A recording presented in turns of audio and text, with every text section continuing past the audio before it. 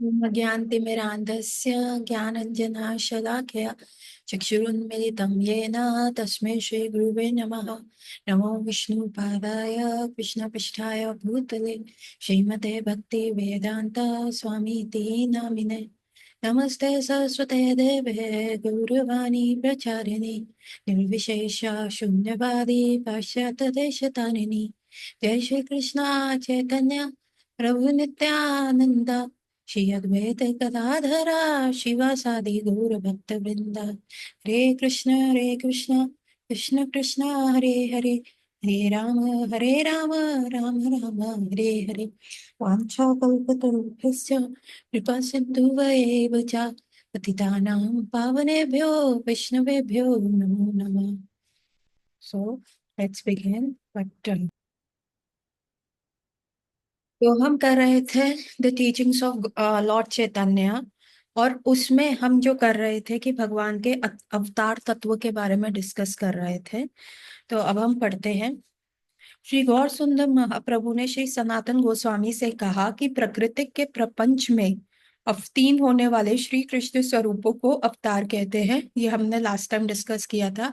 अवतार का मतलब होता है उतर के आना, जो स्पिरिचुअल वर्ल्ड में से पृथ्वी के प्रपंच, प्रपंच का मतलब होता है the daily life we live, है ना, जिसका यू नो नीचे आना। प्रपंच का मतलब हो गया लाइक हम कैसा ले रहे हैं, हम डिग्रीज लेते हैं, फिर हम जॉब करते हैं, फिर हम शादी करते हैं, बच्चे पैदा करते हैं, फिर उनके आगे डेवलपमेंट के लिए करते हैं, उनको स्कूल में डालते हैं, उनकी पढ़ाई का करते हैं, उनका करियर सेट करते हैं, once the career is set उनकी शादी करते हैं। So this is the prapanch, this is something cyclic which goes on. But उसका क्या लाभ हमें मिल रहा है? What is the you know goal? No, it's not predestined, it's not predestined. उसका हमें क्या गोल मिल रहा है, उसका हमें क्या लाभ मिल रहा है, हमारा गोल क्या है, क्या हम अपने आप को अपलिफ्ट कर पा रहे हैं? No, it is like a vicious circle जिसमें हम घूम रहे हैं। सो उसी प्रपंच में था कि कई होता है हमें सबसे ज्यादा पैसा चाहिए, बहुत पैसा कमाना है, बहुत बड़ा आदमी बनना है। तो बट वंस वी डाई वो पैसा किस काम का? And then there are some people who want to be very famous, so famous, but once they become old, once they lose their charm, तो फिर क्या फायदा, है ना? तो ये सारी चीजें क्या है, श्रम एवं केवलम, और इसी चीज में हम लोग फंसते हैं। सो इसको कहते हैं प्रपंच, मतलब फालतू की चीज है। द गोल क्या है, स्पेसिफिक है, we are wasting a time actually. So this is called the prapanch. तो भगवान क्या करते हैं, अवतार लेते हैं, स्पिरिचुअल वर्ल्ड से इस प्रपंच में आते हैं टू वेक अप। जीव जागो गौर चंद्रा बोले रहे, टू वेक अप एंड से कि भैया उठो उठो, ये तुम क्या कर रहे हो, so that our hearts can get attracted towards Krishna. And sometimes he comes कि वो हमें सेव करना चाहते हैं। तो यहाँ लिखा है अवतार शब्द का अर्थ है अवतरण, मतलब नीचे आना। अतः अवतार का अर्थ है जो पराव्योम से नीचे प्रपंच में आए। पराव्योम में अनंत वैकुंठ लोक है, मतलब spiritual sky is called paravyoma, and उसमें अनंत कोटि वैकुंठ है। इन सभी लोकों में परम ईश्वर भगवान श्री कृष्ण की मूर्तियां इस ब्रह्मांड में अवतीर्ण हुआ करती हैं। स्वयं भगवान श्री कृष्ण के संकर्षण अंश पे सर्वप्रथम महाविष्णु नामक पुरुष अवतार होते हैं। तो आप देखते हैं कि पुरुष अवतार कहाँ पे हैं? जो भगवान का संकर्षण है उनके ऊपर सबसे पहले पुरुष अवतार आते हैं, और उन्हीं में से कोटि कोटि ब्रह्मांड निकलते हैं। और उन्हीं अनंत शेष के ऊपर, जो महाविष्णु की बॉडी में से अनंत कोटि ब्रह्मांड निकल रहे हैं, वो महाविष्णु वो अनंत शेष के फनों के ऊपर रेस्ट करते हैं। Getting my point? और फिर महाविष्णु का एक पार्ट है गर्भोदक्षाय विष्णु, वो उन अनंत कोटि ब्रह्मांड में एंटर करते हैं। उन्हीं के पसीने में से क्या होता है, आधा ब्रह्मांड जो है वो भर जाता है, पानी से भर जाता है। गर्भोदक्षाय ओशन उसको कहते हैं। उसी में अनंत शेष के ऊपर फिर गर्भोदक्षाय विष्णु जो है विश्राम करते हैं, और उनकी नाभि से निकलता है एक लोटस स्टेम, और ऊपर लोटस पे सबसे ऊपर वाला ब्रह्मलोक होता है, उसी स्टेम पे 14 भुवंस आ जाते हैं, है ना? सो ये हमने डिस्कस किया और कुछ दिनों से हम ये कर ही रहे हैं। तो श्रीमद् भागवतम का प्रमाण है कि सृष्टि के प्रथम पुरुष अवतार के रूप में अवतीर्ण होने पर भगवान श्री कृष्ण तुरंत 16 प्रधान तत्व प्रकट करते हैं। वह महाविष्णु कारण बद्धि में शयन करते हैं। वे ही जगत में आदि अवतार है। काल, स्वभाव, प्रकृति, कार्य, कारण, मन, अहंकार, पंचभूत, त्रिविध गुण, सत्व, रज, तम, 10 इंद्रियां तथा विराट के वे ईश्वर है। सो महाविष्णु जो है वो ही सारी ये महातत्व जो है उसको उत्पन्न करते हैं, 16 तत्वों को प्रकट करते हैं। और उसके बाद महाविष्णु इनके ऊपर दृष्टि करते हैं तो they become into an they transform into the brahmand. And फिर उस ब्रह्मांड के अंदर खुद चले जाते हैं। जगत के सारे स्वयं जंग पदार्थों में स्वामी होने से वे सर्वथा स्वराट है। He is completely independent. वो इस पूरे संसार के ही इज द स्वामी। श्री भागवत के कथा अनुसार विराजा नदी अथवा कारण समुद्र से परे पराव्योम की माया की गति नहीं है। सो हमने बताया था there is a material world और स्पिरिचुअल वर्ल्ड, है ना। प्रपंचिक वर्ल्ड, मृत्यु लोक और स्पिरिचुअल स्काई को क्या डिवाइड करता है? विराजा नदी। और वहां पे माया का कोई भी जिसे कहते हैं ज्यूडिकेशन नहीं है। माया जो है सिर्फ मटेरियल वर्ल्ड में काम करती है। त्रिविध गुण सता रजा तमा तथा प्राकृतिक काल का भी वैकुंठ लोकों पर कोई प्रभाव नहीं है। इवन जो वैकुंठ के लोग हैं उसमें ये त्रिगुण सतो रजो और तमो, the mode of goodness, the mode of passion and mode of ignorance नहीं है। स्पिरिचुअल स्काई में भी ये तीनों नहीं है। सतो रजो और तमो नहीं है वहां पे, सिर्फ एक ही चलता है, वो है विशुद्ध सत्व। तथा प्राकृतिक काल का भी, मतलब प्राकृतिक काल क्या है? द टाइम फैक्टर, वो भी वैकुंठ लोकों में कोई प्रभाव नहीं है। इन लोकों में सुरासुर वदिंत भगवान श्री कृष्ण के मुक्त पार्षद नित्य निवास करते हैं। और यहाँ पे कौन, who is the residence of the spiritual world? भगवान कृष्ण के जो नित्य पार्षद है, जो भगवान के साथ रहते हैं, उनका गोल सिर्फ कृष्ण है और वो कृष्ण प्रेम ही चाहते हैं। और वो उनका सारा ध्यान जो होता है कि भगवान को किस प्रकार हम सर्व करें, वही वो है नित्य पार्षद। वो कभी भी मुक्त नहीं हुए, वो कभी भी बद्ध नहीं हुए, वो ही भगवान के साथ वहां पे रहते हैं। भौतिक प्रकृति की दो वृत्तियां हैं, माया तथा प्रधान। माया इस जगत को निमित्त कारण है और इस संसार की सृष्टि के लिए मूल तत्व प्रदान करने में प्रधान उपदान कारण है। ठीक है, अगेन ये हमने मूल और प्रधान कारण, नित्य कारण, निमित्त कारण, ये सब हमने लास्ट क्लास में पढ़ा था कि माया जो है, माया के भी दो तत्व होते हैं। मतलब भौतिक प्रकृति कैसे बनती है, उसके दो तत्व हैं। एक है माया जो पूरा ये सतो रजो तमो का मतलब उनके अंडर है। और दूसरा क्या? प्रधान, द मटेरियल जो हम देखते हैं, जो ये प्रधान, जो हम ये पूरा मटेरियल वर्ल्ड देखते हैं, उसकी सृष्टि क्या करी है, उसका रॉ मटेरियल क्या है? वो प्रधान है। ठीक है। और प्रथम पुरुष महाविष्णु के दृष्टिपात से माया शुभित हो जाती है। इस प्रकार उसमें जीव रूपी बीजों का गर्भधान करती है। तो क्या होता है, जो महाविष्णु की दृष्टि जैसे ही पड़ती है तो ये जो माया जो होती है ये गर्भवती हो जाती है। नाउ व्हाट इज द दृष्टि of Mahavishnu? What is the दृष्टि? अभी भगवान क्या है? विशुद्ध सत्वा में है और वो करुणादक्षाई ओशियन में है, जो कि विराजा नदी भी जिसको कहते हैं, या कारण बद्धि भी उनको कहते हैं, वहां पे है। पर वहां तो माया का कोई है ही नहीं, ज्यूरिकेशन ही नहीं है कि माया वहां पे आए। तो व्हाट हैपेंस? और जहां सूर्य है वहां अंधकार कैसे होता है? यही तो चैतन्य चरितामृत में लिखा है, कृष्ण सूर्य समान, माया अंधकार, जहां सूर्य वहां, जहां कृष्ण वहां माया का कोई अधिकार नहीं है ना। तो फिर कैसे माया को भगवान छू सकते हैं? ऑफ कोर्स सूर्य डार्कनेस को कैसे छू सकता है? नहीं छू सकता ना, क्योंकि सूर्य की किरण तो ऑलमोस्ट एवरीथिंग को लाइटन अप कर देंगी। सो ये कैसे संभव है? जो भगवान महाविष्णु जो अपनी दृष्टि देते हैं माया को, वो दृष्टि क्या है? वो दृष्टि जो है वो है सदाशिव। वो क्या है? दृष्टि क्या है? सदाशिव।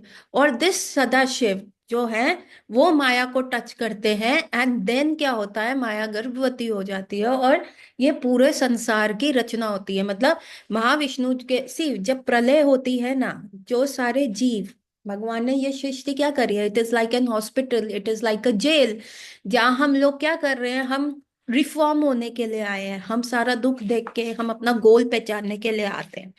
कहीं पहचान लेते हैं तो वो वैकुंठ धाम चले जाते हैं, वो भगवान के धाम चले जाते हैं जहाँ पे टाइम का कोई कंसेप्ट नहीं है और वहां से कभी डाउनफॉल नहीं है।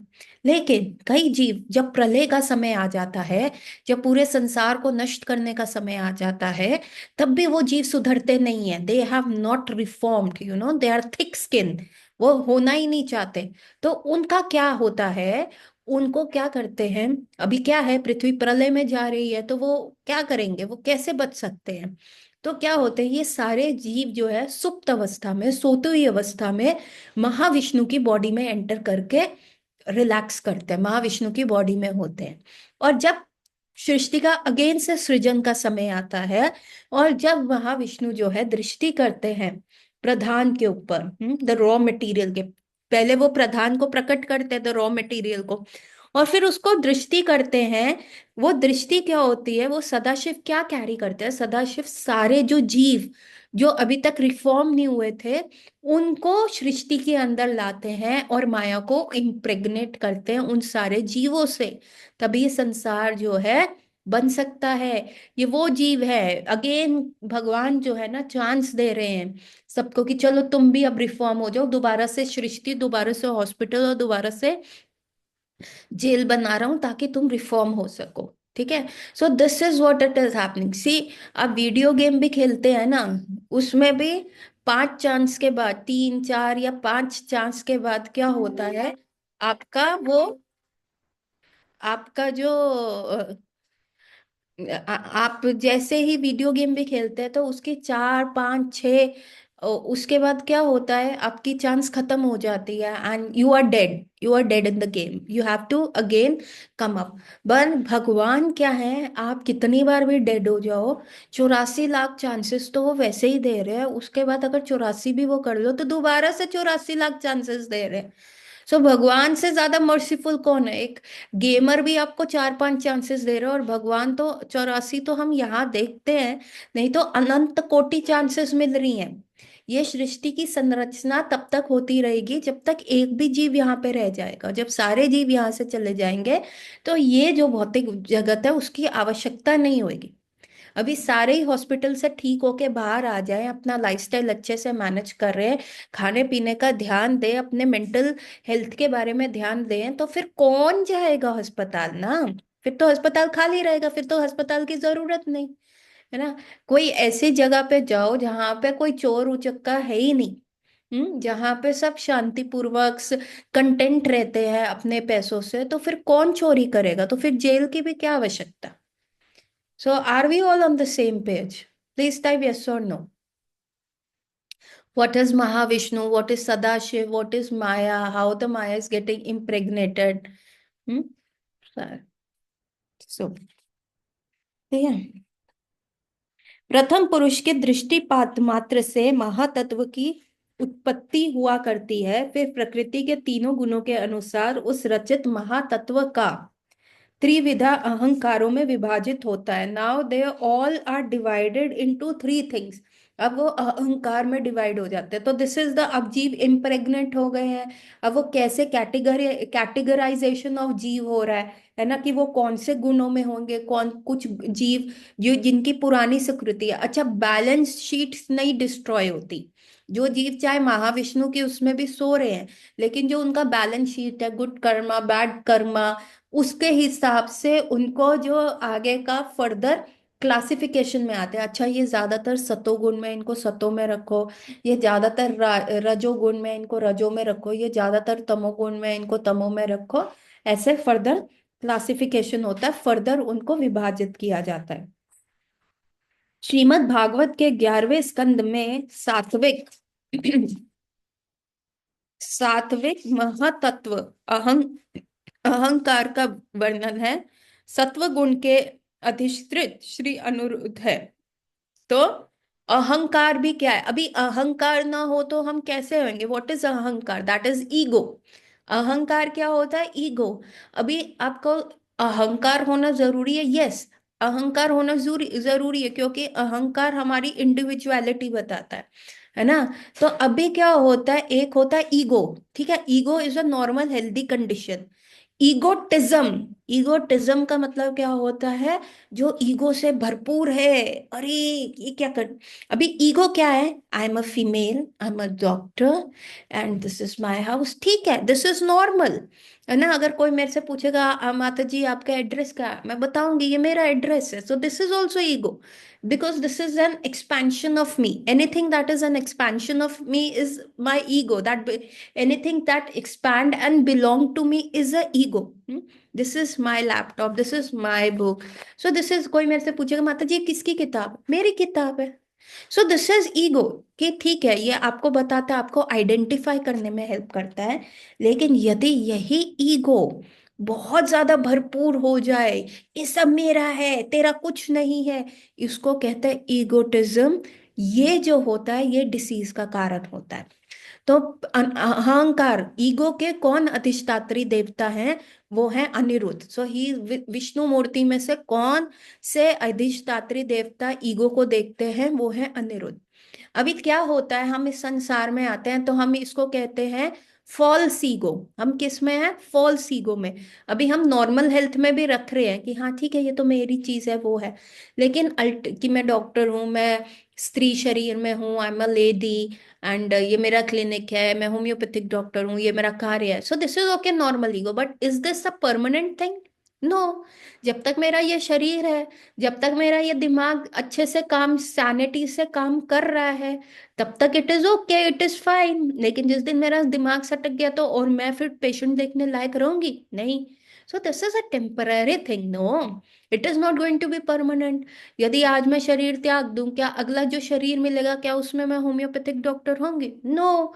So this is false ego, this is temporary ego, false ego. तो इसमें हमें भर के नहीं रहना। What is the true ego? हमें भी क्या चाहिए, आपको ना अहंकार बेकार है नहीं, अहंकार आपको आइडेंटिफाई करता है। तो आपका रियल अहंकार क्या है, what is your true ego? True ego क्या होगा, जीवेर स्वरूपो है कृष्णेरा नित्य दास। तो ट्रू ईगो क्या है, ट्रू ईगो है आपका कि आप दास हो, किसके, भगवान के। और आपको किसको सरेंडर करना है, कृष्ण को सरेंडर करना है। So this is what it is. और क्या होता है, हम क्या करते हैं, ईगो के नेगेटिव प्लेन पे चले जाते हैं, जिसको हम ईगोटिज्म कहते हैं, उसको हम दंभ कहते हैं, दंभ। अरे प्राइड कहते हैं कईयों में ना, कि क्या होता है, दंभ क्या होता है, आपके अंदर वो क्वालिटी नहीं है लेकिन आपको लगता रहता है। सपोज करो आपको पुश्तैनी पैसे मिल गए, सपोज आपको पुश्तैनी हवेली मिल गई, जिसको बेच के आपने पास पैसे आ गए और आप अमीर हो गए, आपके पास बहुत करोड़ों करोड़ों पैसे आ गए। आपको क्या हो गया, दंभ हो गया, अरे मेरे पास तो बहुत पैसा है। पर क्या वो पैसा आपका कमाया गया है? नहीं, वो तो बाय डिफॉल्ट मिल गया। तो जो क्वालिटी आपके अंदर नहीं है उसके बारे में अहंकार करने को, इसको दंभ कहते हैं। अरे ये मेरा पैसा है।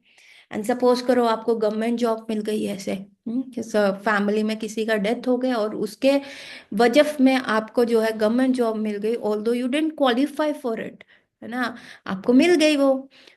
तो फिर क्या होगा, और आप उस पे अहंकार करो, मेरी तो गवर्नमेंट जॉब है, मेरी तो गवर्नमेंट जॉब है। तो what is this? This is called dump, where you by default you have got certain thing, you don't have that quality and still आप उस इमेजिनरी क्वालिटी के ऊपर अहंकार कर रहे हो।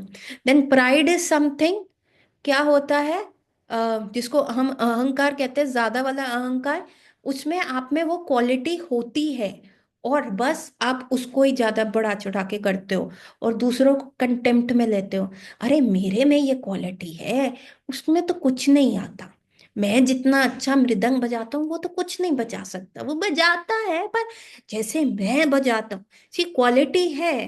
पर आप उसको ओवर देते, this is called pride. Normal pride is उसके, I am proud of my country, है ना।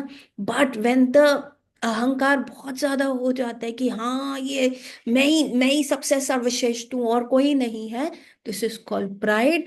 That is, pride is when you have a quality and you show lot of कि I am the best kind of a thing, और दूसरों को आप contempt में लो, छी इसको तो आता ही नहीं, ये तो बेकार है, दैट इज प्राइड। और दम्भ जिसको कहते हैं, जब आप में क्वालिटी नहीं है और फिर भी आप उसमें कहो कि बड़ा चढ़ा के बोलो, तो उसको कहते हैं दंभ। So are we all on the same page? So in ahankar, so having a normal ego is okay, but we what, अभी हम क्या हैं, we are under a false ego, और हमें किस पे जाना है, अपने रियल ईगो पे जाना है। सो दिस सतोगुण के अधिष्ठात्री श्री अनिरुद्ध हैं। तो इस अहंकार के जो सात्विक फैक्टर है, सतोगुण है, उसके अधिष्ठात्री उनके कौन हेड है, विष्णु मूर्ति अनिरुद्ध है। रजस अहंकार से बुद्धि की उत्पत्ति होती है। हम्म। रजस अहंकार से, पैशन से क्या होते हैं, बुद्धि की उत्पत्ति होती है। तथा इसके घनिष्ठ जो है उनकी श्री प्रद्युम्न है। See, now what happens, there is और पहले ये पढ़ लेते हैं, वे इंद्रियों के अधिपति हैं। तमस अहंकार के क्रमशः शब्द, तमा तन्मात्रा, आकाश, श्रवणेन्द्रिया प्रकट होते हैं। प्राकृतिक जगत के इन सारे तत्वों की रचना की गई है। इस प्रकार वे असंख्य ब्रह्मांड का सृजन होता है जिनकी गणना नहीं की जा सकती। सो अहंकार जो होता है, दैट इज कमिंग अंडर, अहंकार के जो अधिष्ठात्री मूर्ति है वो है प्रद्युम्न, सॉरी अनिरुद्ध। और जो रजस है, रजस गुण से क्या होता है, रजस गुण से बुद्धि उत्पन्न होती है, और उनके जो अधिष्ठात्री देव है वो है प्रद्युम्न। सो ये fifth canto of Shrimad Bhagavatam में बहुत डिटेल में समझाया गया है। ठीक है। और बुद्धि किसकी राजा है, बुद्धि के नीचे सारी इंद्रियां इंद्रियां आती हैं। और अहंकार जो तमस वाला अहंकार है, जो तमो वाला अहंकार है, उससे क्या उत्पन्न होते हैं, उससे शब्द उत्पन्न होते हैं। तमस वाले अहंकार से ही शब्द होंगे ना, मैं, मेरा। सो दिस इज तमस का अहंकार से शब्द उत्पन्न होते हैं। आकाश उत्पन्न होता है। श्रवण इंद्रियां जिससे सुन सकते हो वो प्रकट होता है। सो ये श्रवण इंद्री जो है, सी, द फर्स्ट सेंस जो बनती है, जो सबसे पहले जब बॉडी मदर की वूम्ब में बनती है, तो सबसे पहली जो इंद्रिय बनती है वो है सुनने की क्षमता, सुनने की शक्ति। और जब मृत्यु होती है, सबसे आखिर में जो इंद्रिय बॉडी को छोड़ती है, जो इसकी पावर छोड़ती है, वो है सुनने की क्षमता। यही सुन सुन सुन के हम जो है इस संसार में, इस प्रपंच में फंसे हैं। आज आपको मैं यहाँ पे आईफोन के बारे में क्लासेस देनी शुरू कर दूं तो आपको क्या लगेगा, थोड़े, यार हमारे पास तो आईफोन है ही नहीं, हमें तो चाहिए। सो ये श्रवण जो है, जैस जो जो हम सुनते रहते हैं, तो बहुत इंपॉर्टेंट है कि आप अपने कर्ण इंद्री में, आप अपने कान में क्या डाल रहे हो। आप जो सुनोगे, जैसा सुनोगे वैसे ही आपका अंतर्मन जो है कन्वर्ट हो जाता है। ये श्रवण नहीं है। हम पैदा हुए तो हमारे माँ बाप ने हमें बताया, जब हमने होश संभाला तो हमारे माँ बाप ने सिखाया, बेटा पढ़ाई करोगे तो लाइफ सक्सेसफुल है ना, हमारे माँ बाप ने हमें ये बताया। फिर हम थोड़ा सा और बड़े हुए, है ना, हमने, माँ बाप ने कहा देखो फिफ्थ क्लास कर लोगे तो यू आर गुड, फिर टेंथ क्लास कर लोगे यू आर गुड, अब सब्जेक्ट्स ले लो, स्कूल खत्म कर लो, लाइफ सक्सेसफुल है। यही तो हम सुनते रहे, यही तो हम अपने पीयर से सुनते हैं, अपने फ्रेंड से सुनते हैं, अरे यार ये करना है आजकल, तू कौन सा कोर्स कर रहा है। तो हमें कभी भी आध्यात्मिक, कभी भी स्पिरिचुअल नॉलेज दी गई नहीं गई, हमने उसका श्रवण ही नहीं किया। और जो भी हमने श्रवण किया तो हमने ऐसे गुरुओं से श्रवण किया कि जिनको ऑलरेडी कंसेप्ट नहीं पता था, हमें समझ ही नहीं आया। और उन गुरुओं का फिर बाद में जाके डाउनफॉल हो गया। तो हमें लगा ये सारी बेकार की चीजें हैं, ये धंधा बना रखा है इन्होंने, ये स्पिरिचुअलिटी कुछ नहीं होती।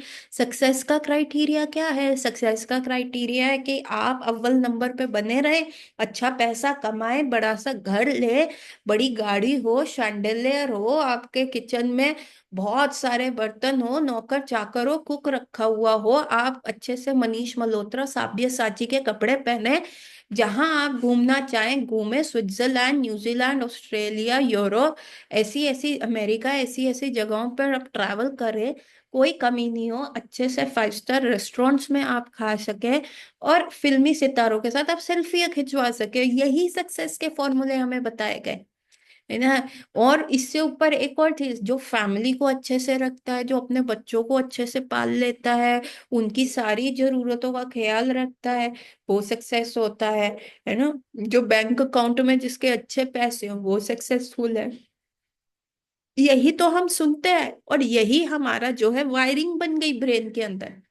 लेकिन ये क्या है, ये क्या है, ये तो श्रम एवं केवलम है। यही सुनने की क्षमता ने हमारे अहंकार को और प्रगाढ़ कर दिया। इसीलिए आप देखेंगे नवदा भक्ति का सबसे पहला पाठ ही क्या है, श्रवणम, है ना। श्रवण करना। श्रवणम कीर्तनो स्मरण। तो सबसे पहले हमें स्मरण श्रवण करना है। तो ये सुनने से हम बंधे हैं, और इसी सुनने से हम जो है मुक्त हो पाएंगे। नहीं तो हम क्या है, इसी चीज में फंसे रहेंगे। Getting my point. तो इसीलिए जितना ज्यादा, इसलिए we have to be very careful कि हमारे कान के अंदर जा क्या रहा है, कौन सी वाणी जा रही है। महाविष्णु के रोम कूपों में से असंख्य ब्रह्मांड प्रकट होते हैं। जिस प्रकार गवाक्ष झरोके से असंख्य रेणु कण उड़कर आते जाते रहते हैं, उसी प्रकार महाविष्णु के निश्वास सहित अनंत ब्रह्मांडों की सृष्टि होती है। फिर उनके उच्च वास सहित वे नष्ट भी हो जाते हैं। महाविष्णु की सभी शक्तियां अप्राकृतिक तथा मायातीत है। क्या बोल रहे हैं कि महाविष्णु की बॉडी में से अनंत कोटि ब्रह्मांड उत्पन्न होते हैं। जैसे ही महाविष्णु एक्सेल करते हैं, है ना, सांस को छोड़ते हैं, तो ये सारे ब्रह्मांड जो है उनके रोम में से निकल आ जाते हैं। जितने भी आप देखेंगे, आपकी स्किन में भी बहुत सारे छेद है जिससे आपकी स्किन ब्रीथ करती है, जिसमें से पसीना बाहर आता है। लेकिन भगवान की बॉडी में से जो छेद है उनमें से ब्रह्मांड उत्पन्न होते हैं। तो जैसे ही महाविष्णु एक्सेल करते हैं, सांस बाहर छोड़ते हैं, तो सारे ये ब्रह्मांड उत्पन्न हो जाते हैं। और जैसे ही महाविष्णु वो सांस अंदर लेते हैं, तो ये सारे ब्रह्मांड जो है महाविष्णु की बॉडी के अंदर चले जाते हैं। और जहां पे ये सारा बाहर आ रहे हैं और अंदर जा रहे हैं, ये कोई माया के अधीन नहीं है। ये सारी शक्तियां जो है महाविष्णु की, ये माया से परे है, ये अप्रकृत है, ये स्पिरिचुअल पावर्स है। और ये किस प्रकार ब्रह्मांड उत्पन्न होते हैं, आप इमेजिन कर सकते हो। तो एक एग्जाम्पल के तौर पे जो है, शास्त्रों ने ये बताया है कि जैसे सूर्य की किरण आती है, और आपकी खिड़की खुली हुई है, और खिड़की के अंदर से सूर्य की किरण आती है, तो हम देखते हैं उस लाइट में कि बहुत सारे छोटे छोटे डस्ट पार्टिकल्स ऐसे उड़ रहे होते हैं। देखते हैं ना। अभी कहीं से भी झरोका हो, कहीं से भी एक थोड़ा सा भी स्पेस हो जिसमें से सूर्य फिल्टर करके आ रहा हो, तो आप देखेंगे कि उस पूरी रोशनी के उसमें जो है बहुत सारे डस्ट पार्टिकल्स जो है उड़ रहे हैं। उसी उसी का एग्जाम्पल देते हुए एक्सप्लेन किया गया है शास्त्रों में कि भगवान की बॉडी के छिद्रों में से इतने ब्रह्मांड निकलते हैं, जैसे सूर्य की किरण जो है झरोके में से आती है, और उसमें आप कितने सारे डस्ट पार्टिकल्स देखते हैं। और जो ये चीज है, ये माया के अधीन नहीं है, ये टोटली इंडिपेंडेंट है। ब्रह्म संहिता में भी वर्णन है कि प्रत्येक ब्रह्मांड के अधिष्ठान ब्रह्मा का जीवन महाविष्णु के एक निश्वास तक ही सीमित है। मतलब जो हम ब्रह्मा को देखते हैं, ब्रह्मा का जीवन 100 वर्ष का है, और वो हमारे अर्थली ईयर्स में पता है कितना है, 311 trillion and trillions of years. 311 trillion trillion years. हमें ट्रिलियन को हिंदी में क्या कहते हैं मुझे नहीं पता, बट इतना ज्यादा है अर्थली ईयर्स के हिसाब से। और वो जो है ब्रह्मा जी के 100 वर्ष, जो हमारे लिए 311 ट्रिलियन ईयर है, वो महाविष्णु के लिए क्या है, एक श्वास, एक सांस। सांस बाहर छोड़ी तो अनंत कोटि ब्रह्मांड आ गए, उसमें ब्रह्मा जी आए, फिर सृष्टि का उत्पन्न हुआ, सब ब्रह्मांड चल रहा है। और जैसे ही महाविष्णु ने सांस फिर से इनहेल करी, वो सारे ब्रह्मांड जो है महाविष्णु की छेद में, जो छिद्र है बॉडी के, उसमें दोबारा चले जाते हैं, और ब्रह्मा जी भी समाप्त, उनकी भी आयु समाप्त, है ना। अगर ब्रह्मा जी ने भी रियलाइज नहीं किया, जब ये सृष्टि जो है खत्म होने वाली है, ब्रह्मा जी ने भी अपने आप को अपग्रेड नहीं किया, तो वो भी वापस आ जाते हैं। ऐसा है एक बार भगवान कृष्ण जो है रुक्मणी के साथ बैठे हुए एक मकोड़े को देख रहे थे। और द्वारका में उस मकोड़े को देखते देखते जोर जोर से हंसने लगा। तो रुक्मिणी देवी ने कहा, अरे प्रभु आप किस चीज को देख के हंस रहे हैं? तो वो कह रहे, अरे ये देख रहे हो मकोड़ा, ये कितनी बार तो इंद्र बना, कितनी बार तो ब्रह्मा बनना, और अब देखो ये फिर से यहाँ पे मकोड़ा बन गया।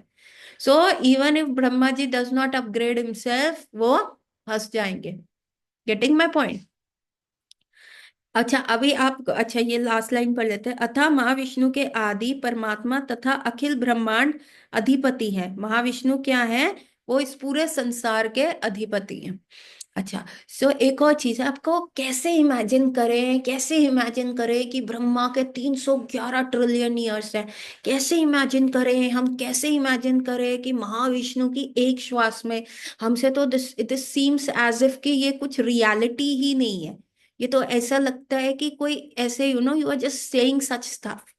तो आप देखें, कई कीट पतंगे होते हैं, कीट पतंगे होते हैं जो सुबह पैदा होते हैं, है ना। 2 घंटे में वो जवान हो जाते हैं, 4 घंटे में वो रिप्रोड्यूस कर लेते हैं, उनके बच्चे हो जाते हैं, और फिर शाम आते आते वो, मतलब इतनी, जिसको कहते हैं कैसी आयु हो जाती है उनकी, इतनी वृद्ध आयु हो जाती है कि रात तक उनकी मृत्यु हो जाती है।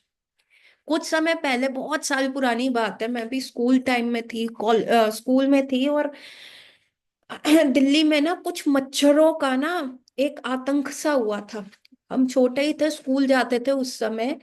तो सुबह सुबह जब दिन होता था, शाम होते होते इतने इतने सारे मच्छर होते थे, इतने मच्छर, हम ऐसे ऐसे ही करते रहते थे, उनको हटाते ही रहते थे। तो छोटे छोटे मच्छर थे।